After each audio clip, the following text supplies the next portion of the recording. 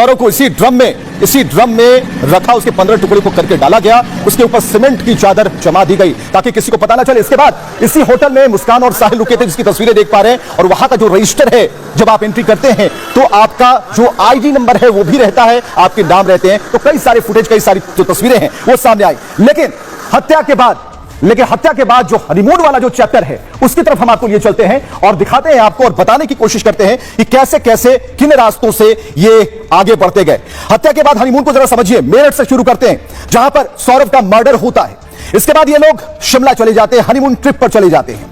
इसके बाद इनका काफिला बढ़ता है मनाली, जहां पर साहिल का बर्थडे मनाया जाता है। इसकी तस्वीरें हमने आपको दिखाई। कसौल भी पहुंचते हैं और साहिल मुस्कान वहां पर होली खेलते हैं और लोगों को पता नहीं चलता कि इतना बड़ा कांड करके ये सामने आए हैं। तो सबसे बड़ा सवाल है कि आखिर किस मकसद से आखिर इन्होंने ऐसा कुकृत्य किया, किस मकसद से इन्होंने इस घटना को अंजाम दिया। चलिए अब आपको बताते हैं। मेरठ के घंटाघर इलाके से मुस्कान ने एक ड्रम खरीदा। दुकानदार से कहा आटा रखने के लिए एक ड्रम चाहिए। नीले रंग का 200 लीटर का ड्रम 1100 रुपए में खरीदा। जो दुकानदार था सैफुद्दीन, उसको थोड़ा भी नहीं था कि आगे क्या होने वाला है। इसके बाद क्या होता है ये हम आपको बता रहे हैं। उन्होंने कहा कि मुस्कान आम ग्राहकों की तरह बिल्कुल लग रही थी, बिल्कुल जैसे उनकी दुकानों पर आते हैं। मेरठ के शारदा रोड से मुस्कान ने चाकू खरीदे थे। सब्जी काटने के लिए यहां अच्छे चाकू मिलते हैं। मुस्कान ने चिकन काटने के लिए 2 बड़े बड़े चाकू खरीदे।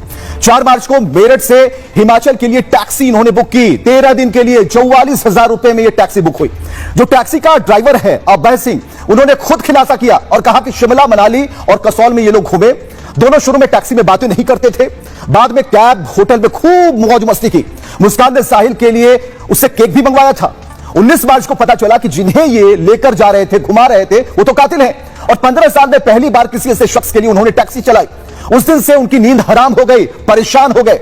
सौरभ के मर्डर के बाद मुस्कान, साहिल पहले शिमला पहुंचते हैं। शिमला के एक होटल में सुबह तकरीबन 8:30 बजे चेक इन करते हैं और होटल के रजिस्टर में दोनों का नाम और मेरठ का पता लिखा।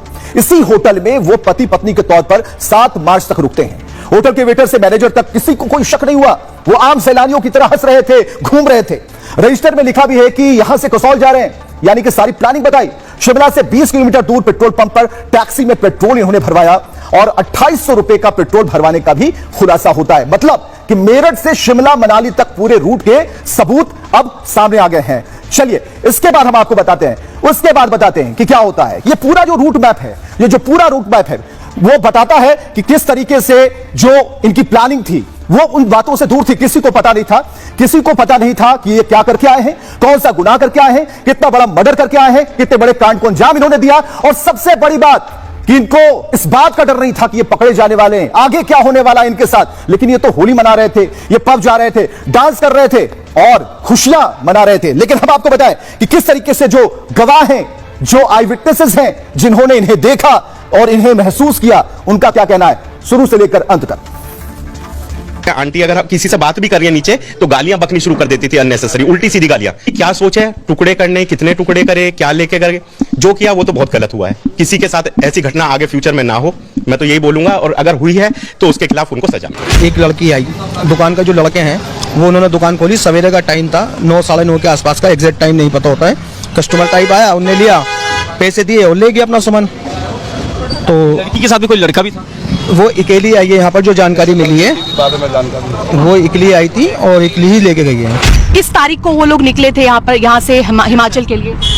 हिमाचल के लिए निकले, शिमला के लिए शाम के टाइम 7 सवा 7 बजे। हाँ। पहले वो आया था जिसने चट्टा बांध रखा था, मुझे नाम ध्यान नहीं था उसका, मुझे तभी ध्यान का पता लगा साहिल। हाँ। तो वो आके बैठा, मैं उन्होंने पूछा जब सुना मैं आपका, मैं कहाँ, तो जो 2 हफ्ते का टूर है, मैं कहाँ जी, मगर तो मैडम आ रही है, हम भी जाएंगे, मगर ठीक है। तो मैंने पूछी मैडम कहाँ जाना है, शिमला जाना, शिमला की लोकेशन लगा लो।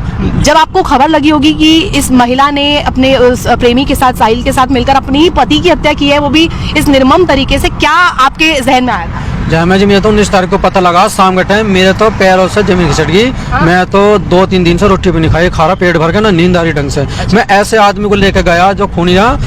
5 तारीख को सुबह 8:33 पर इसी होटल में पहुंचते हैं और कमरा नंबर 407 में रुकते हैं। फिलहाल ये रजिस्टर की एंट्री आप देख सकते हैं कि 5 तारीख को 8:33 पर वो इसी होटल में पहुंचते हैं।